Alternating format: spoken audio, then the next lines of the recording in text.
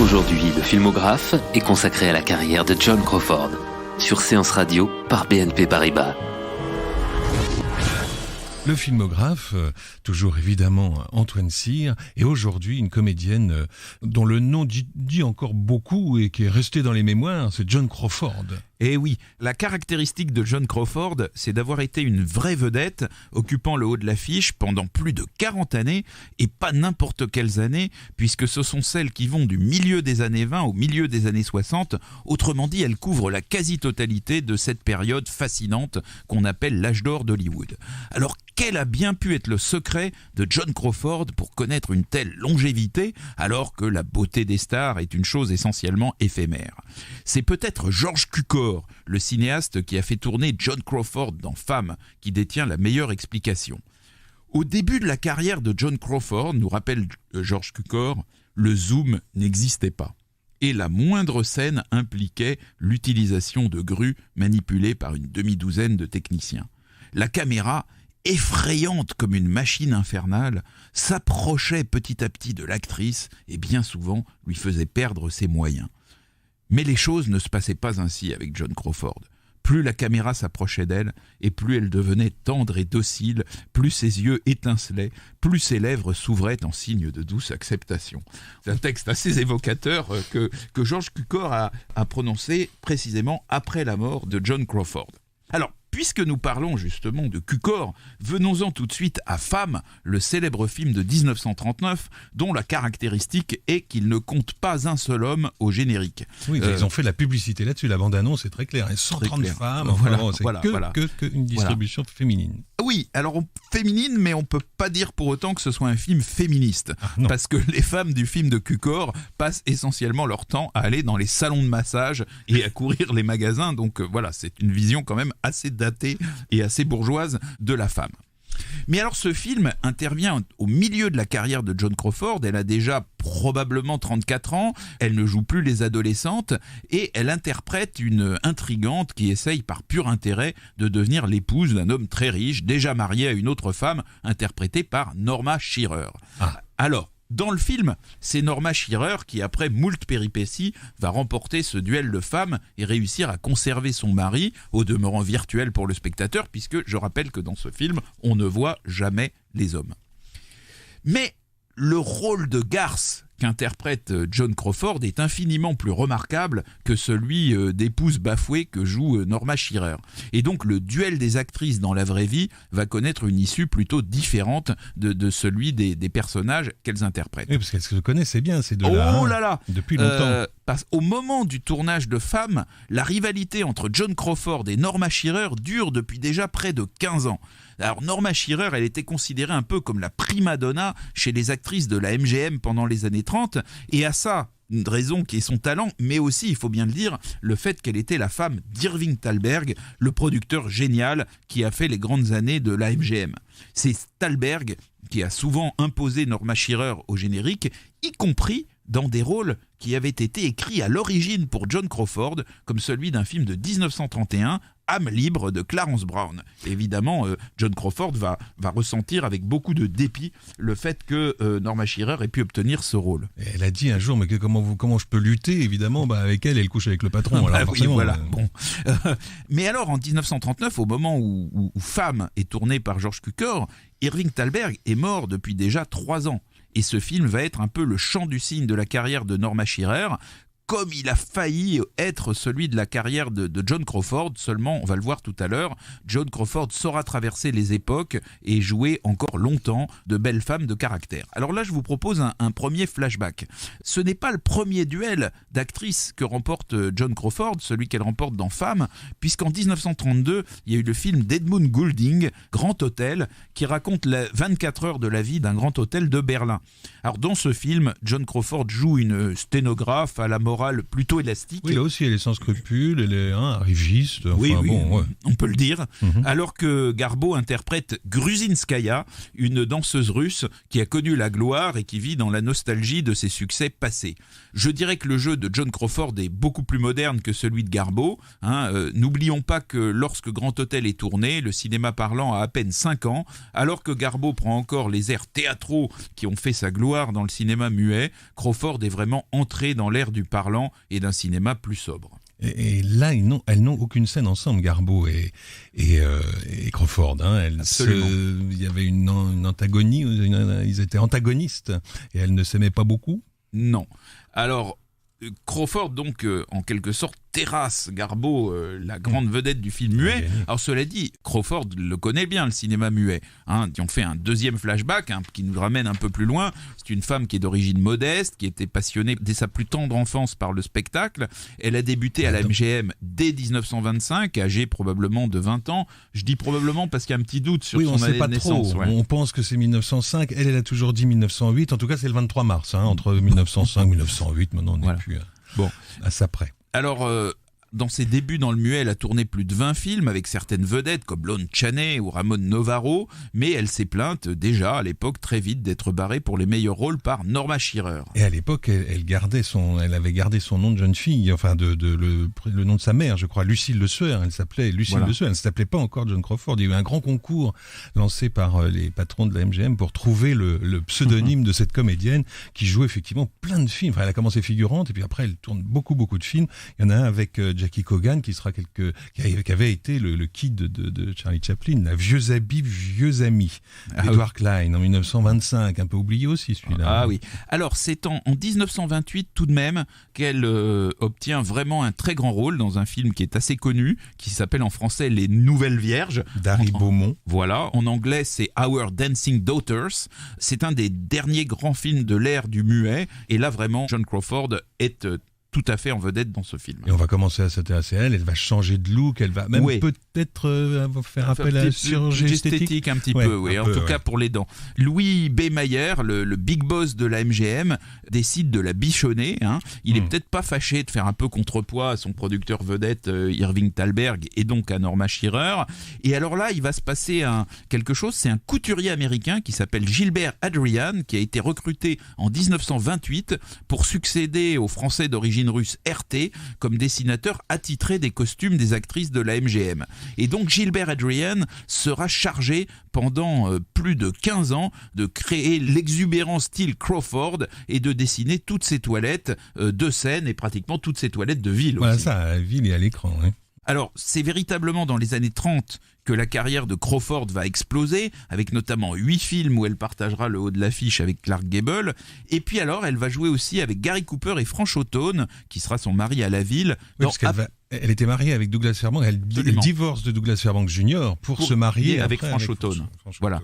Donc ce film, c'est Après nous le déluge de Howard Hawks. C'est un film de 1933. Et alors moi, d'après William Faulkner. Après William Faulkner, tout à fait. Et alors je dois confesser que ce film, je l'ai vu quand j'étais vraiment tout petit. C'est peut-être mon plus ancien souvenir de cinéma classique. Et malheureusement, le DVD est tout à fait introuvable. Et il y a très longtemps, enfin moi, je ne l'ai jamais vu au cinéma non plus. Il faut lancer un appel alors. Je lance un appel. Peut-être le Lyon Film Festival, qui est un film de cinéma classique, arrivera-t-il à dénicher une copie de Après nous le déluge. En anglais, c'est Today We Live. Mais donc voilà, tout ça, c'est donc la carrière de Joan Crawford dans le parlant dans les années 30. Qui a bien failli ne pas jouer dans ce film, puisqu'il n'y avait pas de rôle féminin au début, dans le premier scénario. Et c'est le producteur qui a dit, mais si, il faut mettre Crawford quelque part. Et donc, ils ont réécrit le scénario quelques semaines avant le tournage pour avoir un rôle féminin pour Joan Crawford. Ouais, j'ai vu, enfin c'est une histoire de triangle amoureux avec des aviateurs, etc. Et on voit Joan Crawford. Par contre, j'ai vu de très belles photos d'elle dans ce film. Elle a un style différent. Elle a des vêtements, elle porte des vêtements plutôt masculins dans lesquels elle est très féminine. C'est très intéressant. Et on dit que Howard Hawks a réutilisé des images des Anges de l'Enfer, des plans d'avion pour ce film Après nous le déluge. Premier montage qui durait 2h15. Il a été obligé de revenir sur sa table de montage pour faire un film à peu près une durée correcte. Quand même.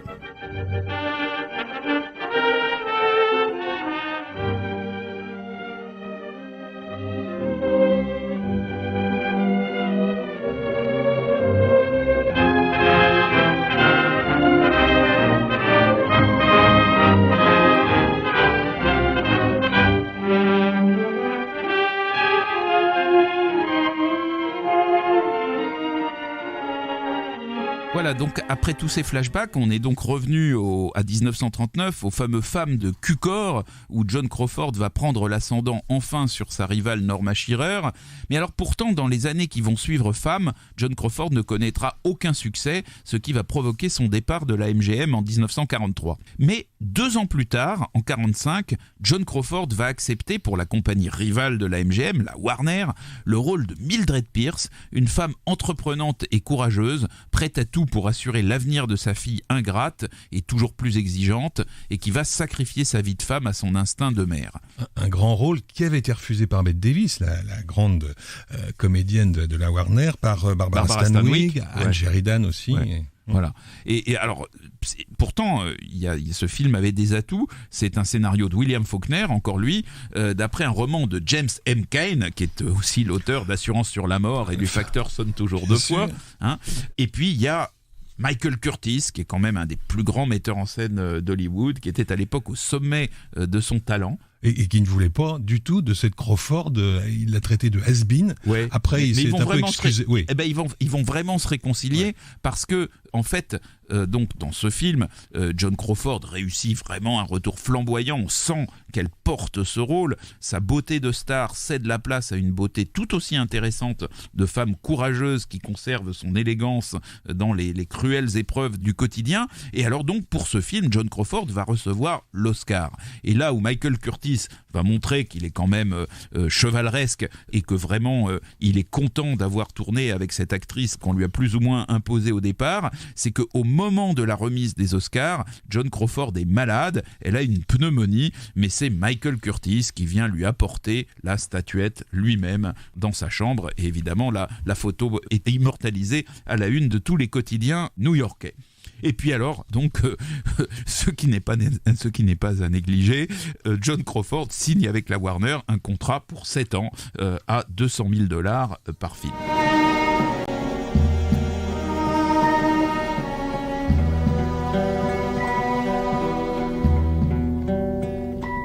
Play the guitar, play it again, my Johnny.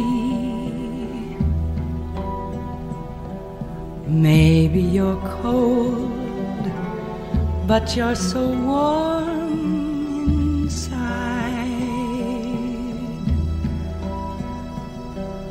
I was always a fool for my Johnny, for the one they call Johnny Guitar. Joan Crawford, c'est aujourd'hui Antoine Cyr qui nous raconte sa vie, sa destinée. Nous sommes au milieu des années 50 et là il y a un grand film qui s'annonce. Oui, alors je vais pas parler de tous les films parce qu'il y a encore au début des années 50 quelques films à succès.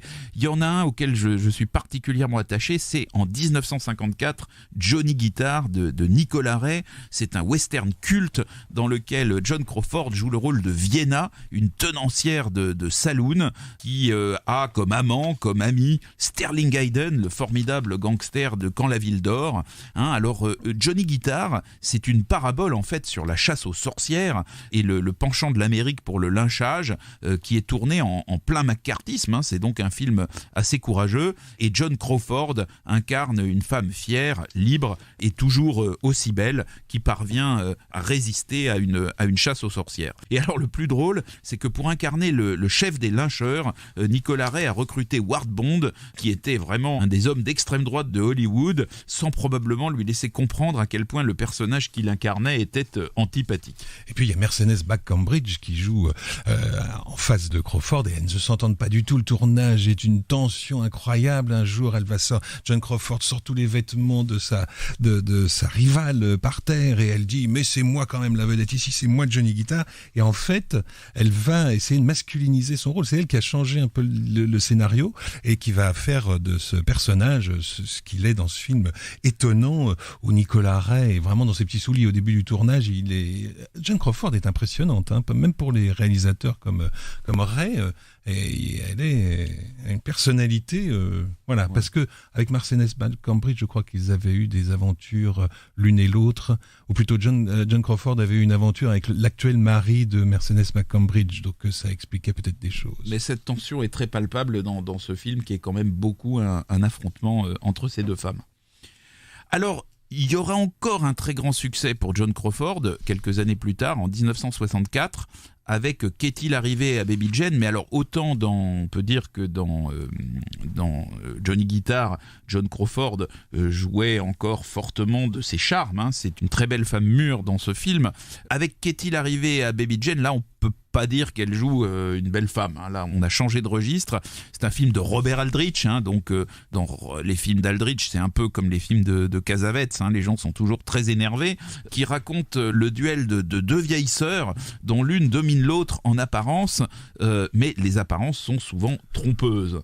Oui, enfin là aussi il va y avoir un tournage tendu entre les deux, hein. Bah oui, puisque Joan Crawford est confrontée pour la première fois à sa rivale de jadis, Bette Davis. Alors sa rivale dans le sens où Bette Davis était aussi l'une des grandes comédiennes de l'Amérique à l'époque de Joan Crawford. Et de la Warner. Hein. Et de la Warner. Donc ça va être un énorme succès. On va même essayer de faire une suite de ce film, mais là, Joan Crawford va devoir céder pour cause de maladie la place à Olivia de Havilland, aux côtés de Bette Davis.